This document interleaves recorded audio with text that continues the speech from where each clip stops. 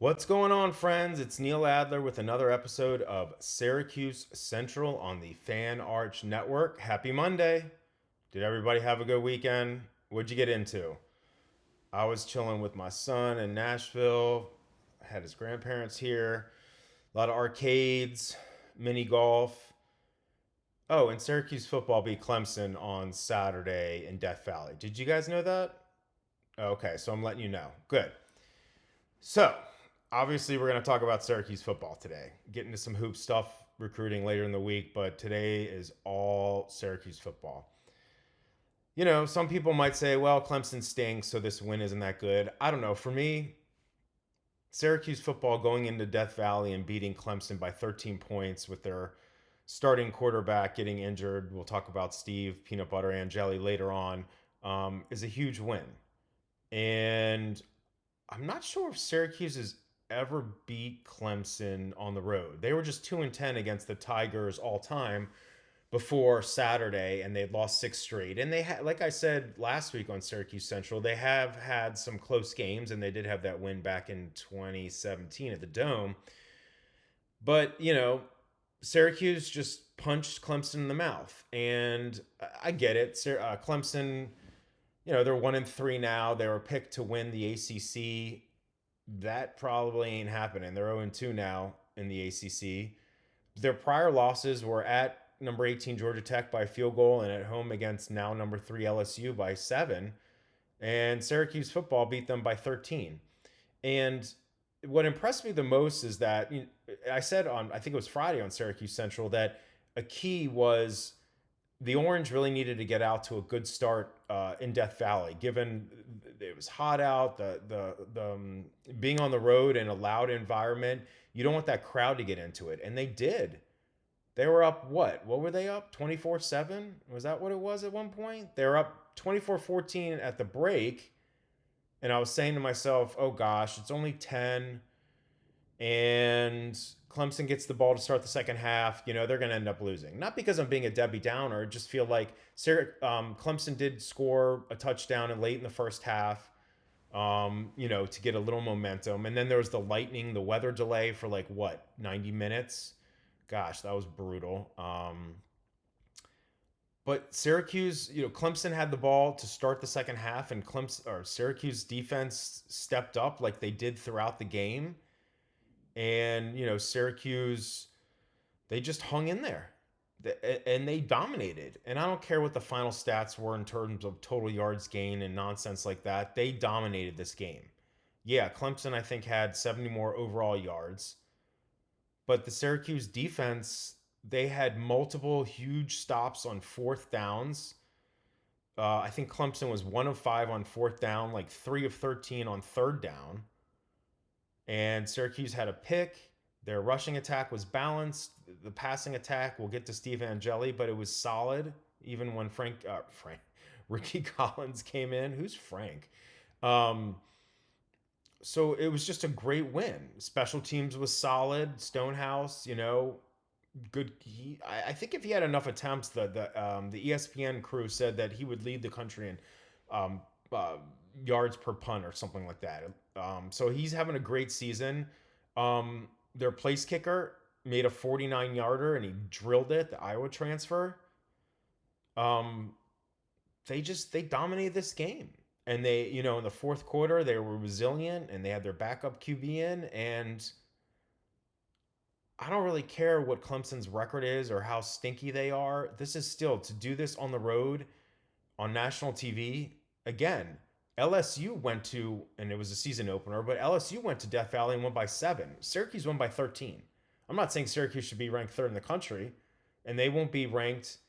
They're I didn't anticipate them being ranked on Sunday. Probably get votes and all that, but it was just a really impressive win overall. It just showed the fight of this team. They weren't scared of Clemson.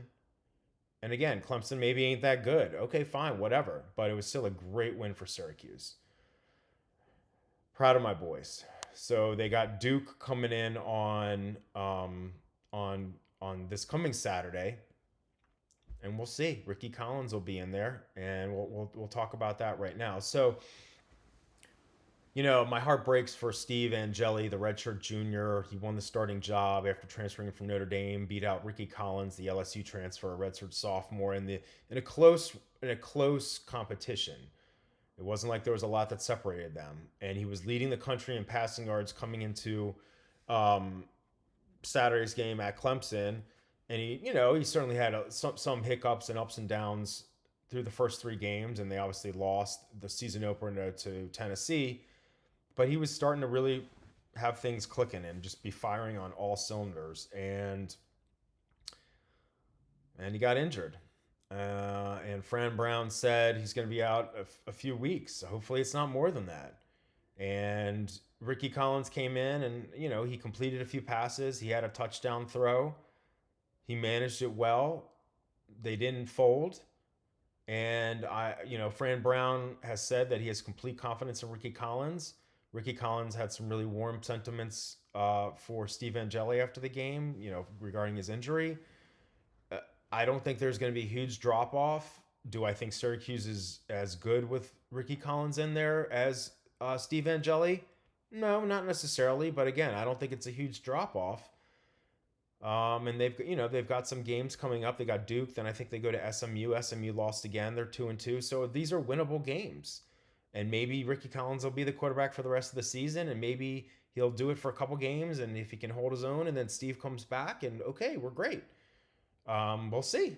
But the bottom line is I feel for Steve Angeli. Injuries are part of sports. Injuries are definitely a part of football, and we just wish him well. And it sucked so bad seeing him get injured after he was playing well against Clemson.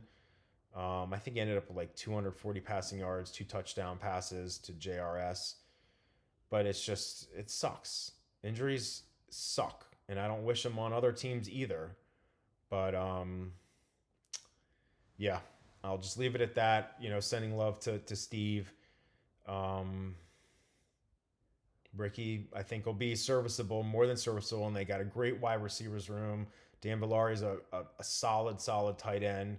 The offensive line, again, isn't perfect, but I think did a pretty good job on Saturday. And Ricky is certainly a more mobile and more dual threat quarterback than Steve. So maybe in that regard, that's a good thing. He can use his legs more. But we'll see how it goes Saturday against Duke. And that game, I believe, is a sellout. So we're going to move from Syracuse's quarterbacks to Clemson's quarterback. And, it's like, I know that it's human nature, especially if you lose or if your team is struggling and you're supposed to be good and you're not very good, that like things can come out and you say stuff in the heat of the moment. But like there was stuff on social media after the game where Cade Klubnik, he's the senior at Clemson, the starting quarterback, who had a really, pretty good game. And he was a preseason All-American and all that. And obviously Clemson's struggling. But he said after the game, he told reporters that, he said Syracuse I'm kind of paraphrasing, but he said Syracuse did a good job of stopping them sometimes on third downs, and I would add fourth downs. But then he also made a comment basically intimating that Syracuse was faking injuries. And maybe Syracuse was. And definitely they were called out in week 1 against Tennessee for doing that or allegedly doing that. And, my sentiment would be Syracuse shouldn't be doing that if they are. And if they are, and Fran Brown knows they are, I guarantee you he's saying something about it because he don't do Bush League stuff. So, but I just was like, I don't know. I just think it was loser talk. I think it was sour grapes on Klubnik's part. Y'all got beat. Y'all are 1-3. It wasn't like you lost on a last second heartbreaking field goal. You got dominated.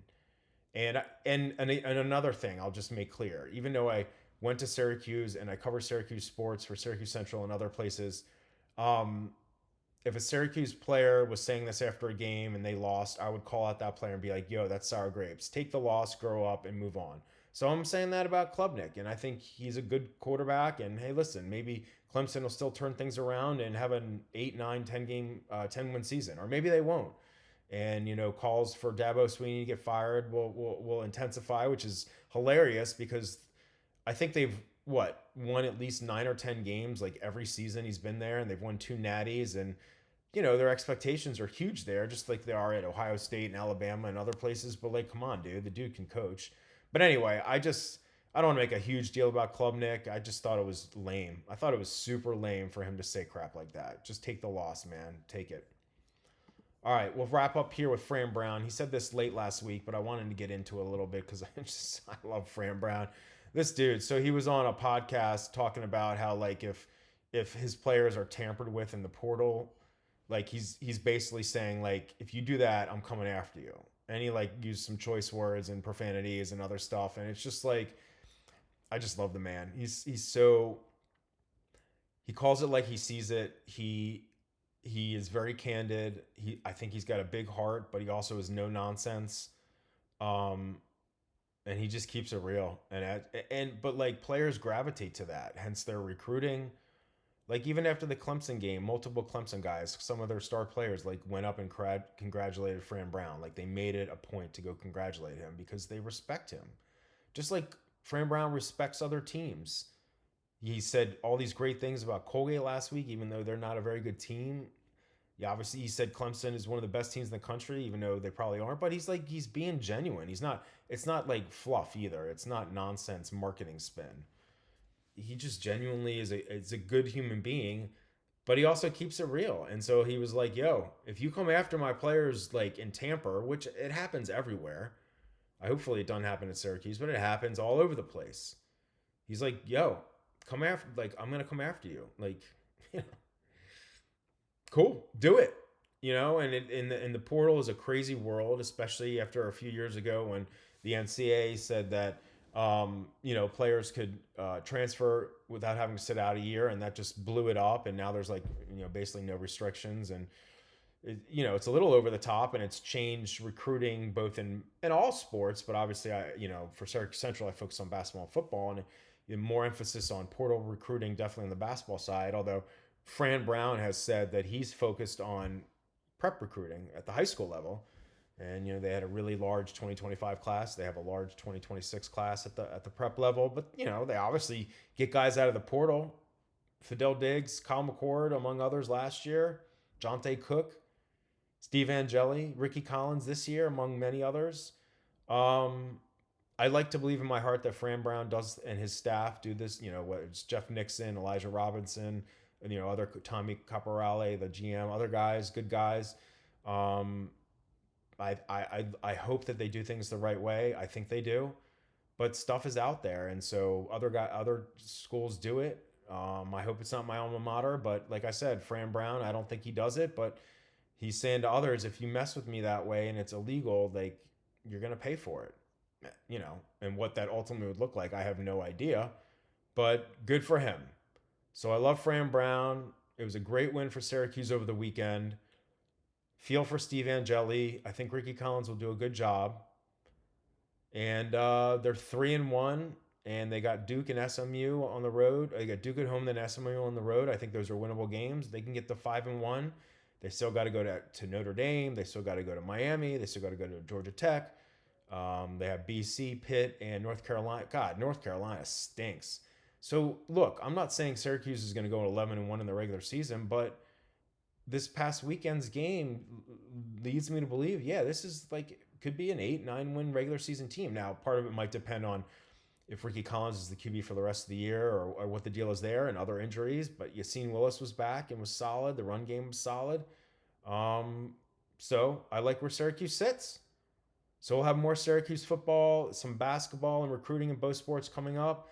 Again, drop me comments about the show and what you're looking to see and what you like and don't like. I really appreciate all constructive criticism and feedback.